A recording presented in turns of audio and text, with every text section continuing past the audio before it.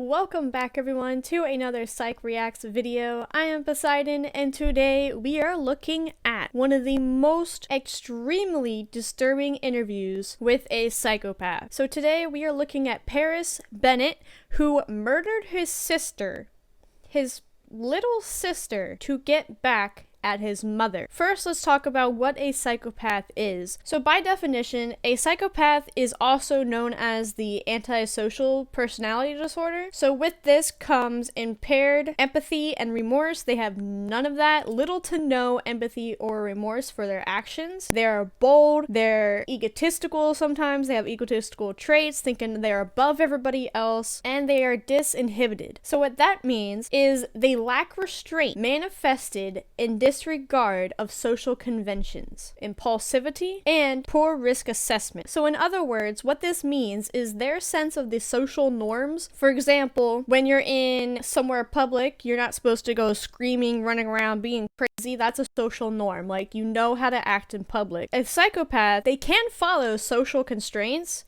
However, sometimes this can be affected by the disinhibition, causing a lack of restraint to uphold those social conventions. This video is under the channel ITV, so if you want to check it out for yourself, feel free. I will leave a link in the description below. And let's go ahead and hit play and get introduced to this scenario. Do you remember what happened after the emergency services turned up at the house? I remember that a male officer walking past me into the bedroom, and I remember hearing him mutter, "Oh my God," when he saw what I had done. And I remember, I just felt like I was drowning in shame, knowing that they saw what I had done and knew that I had done it. She's a beautiful little girl. The detectives covered Ella up to her neck so she could see her daughter's very beautiful face.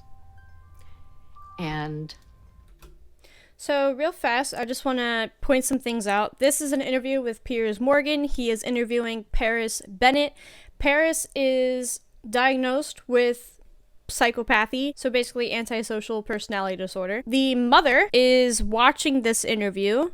See if I can find her. This is his mother watching the interview behind the scenes, and there's also, I think, psychologists watching it as well. So while he is talking about recalling what happened, he mentions how he feels drowned in shame of how the officers walked in, saw what happened, and knew that he had done it. Listen to his wording when he says this. And I remember hearing him mutter, "Oh my God," when he saw what I had done. And I remember, I just felt like I was drowning in shame, knowing that they saw what I had done and knew that I had done it. So he says, I just remember drowning in shame as they saw what I had done and knew that I had done it. The wording on this is a little bit odd because they, instead of saying they saw what I did and I was the one who did it and I know that what I did was horrible, he says he feels shame about the officers seeing what he did and knew that it was him who did it. So the wording is a little bit weird because he is recognizing the situation as being like, the officers know that I did this, instead of the officers are seeing the horribleness that I can do. So it's a little bit different on how he acknowledges this whole thing, because he phrases it in a way that is like, oh, they found out what I had done, instead of, oh my God, they realized the horribleness that entailed in this action that I followed through with. So the wording on that is a little bit weird coming from him. So I just wanted to point that out on the wording on how he is processing this situation versus how normal people would see it. Coming up in this next little snippet that I want you guys to take a look at is when Piers Morgan asks Paris Bennett, what were your feelings toward your sister? Listen to his response. Well, it was just a young girl, obviously. What were your feelings towards her as her brother, her older brother? We could sit here and talk all day about my feelings for my sister. A description of my feelings isn't something that I can give you. in the brief time that we have together because I loved her. I loved her with every fiber of my being. You say that in the present tense. Yes. I mean, she's dead because you killed her. Yes. But you love her. Yes, I do. Do you think you understand what love is? I mean, are you capable? I don't really know how to answer that question. And I'm not saying that to be difficult or stubborn, but it's not simple. So I can't just point at something and say, okay, that's love. I recognize it easily, and I feel that. Normally, someone can look at something and say, I love that. That is what love feels like. So if you're looking at your dog and you're like, oh my God, my dog is so cute. Like, I love my dog. That's normal behavior. But for him, he thinks that love is so complex that he can't point at something and specifically say, that is love. That's what I feel. So it doesn't even have to be an animal. Like if you look at your mother, usually if you have a good relationship with your mom, you would be able to point at her and say, that is love. That's what I feel when I look at my sister in his situation. But he's not able to do that. And he also pauses when Piers asks him the question. See if we can go back to it. What love is? I mean, are you capable? I don't really know how to answer that question. So notice how he's like, his facial expression is different and he's confused almost looking. That's because he's not able to process what love actually feels like. He's never really thought of whether or not he's capable of love. And the question coming at him with his response goes to show that he doesn't understand what love is. Someone who was asked that question that does not have this disorder would be able to say, yeah, I know what love is. You know, it's like two couples holding hands, walking down a sunset or something like that. It's looking at your mother, your family, your dog, your friends. Like, that's how normal people would be able to react to being asked what is love and are you capable of it. He takes on the approach of, I don't really know how to answer that. It's not that simple for me. So that's how you know that he doesn't actually feel love. Love is not love to him as it is to us. So he might have a different understanding of what love is, but it's not the normal form of love. So his mom brings up the point of this question hurts because this is why she's still with him and still supporting him, because she knows that he is different and that he's a psychopath because he can't feel love, and that's why she's still there, because she loves him no matter what, because she's a mother and she is able to understand that he does not have the same feeling that she does. Also, these psychologists come up and mention saying it's the same question as asking a colorblind person to define what red is, or like say what red is. They don't know it because they can't see it. So it's the same thing with a psychopath. When you ask them to point out love, they can't because they don't know what it actually feels like. In this next clip coming up, Piers Morgan asks Paris, why did he hate his mother so much? Why did he have these feelings towards his mother? Let's listen to his response. Why did you have such anger towards your mother? I spent a lot of time feeling alone as a child. A lot of time feeling left out, not only by my peers, but also by my own family. See, every time he says, because I've heard him say that before, that he felt alone or left out, I'm always amazed. Like, where did that feeling come from? Because for the longest time, he was my only child. Life revolved around Paris. So I think what's happening in this situation is that he was the only child at first. So if he grew up and there was a bigger age gap between his sister and himself, then he could have remembered what it was like to be an only child at that moment in his life. So if he were like 7, 8 and his sister was like 3, then he would have known what it was like to be the only child.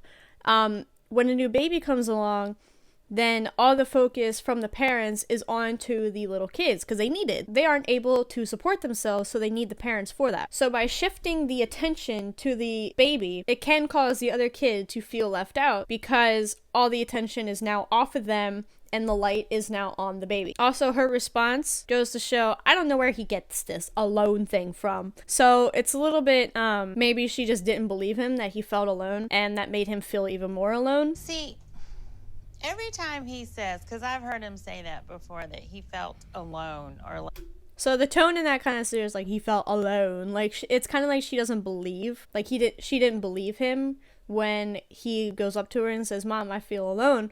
So that could have taken a toll on Paris as well because his own mother didn't take into consideration how he was feeling. I remember his childhood completely different. And that is something else to take in consideration. She remembers his childhood as something different, so maybe he took a spin on his childhood and remembered it as something else, therefore making him think that he was alone in those times, but he might not have actually been. This next section of this video here is a little bit chilling because it shows how cunning, how maniacal, and how calculated Paris Bennett actually was. Let's take a look. You had done this specifically in the end. Yes. To cause your mother maximum pain. This has achieved your goal, which was to effectively mean your mother lost both her children at once. One to death, one to incarceration. When you saw her completely grief-stricken and in utter torment, that is what you were hoping to achieve by your actions. So I'm just curious whether the reality of what you hope to achieve lived up to your expectation or hope. No. At no point did I ever feel like I had accomplished something or that I had achieved a goal. And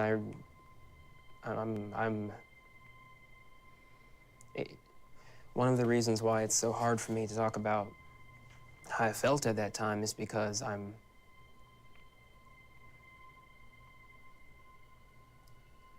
completely estranged from who I was then. And now I can't comprehend how I could ever have thought that killing my sister would solve my problems.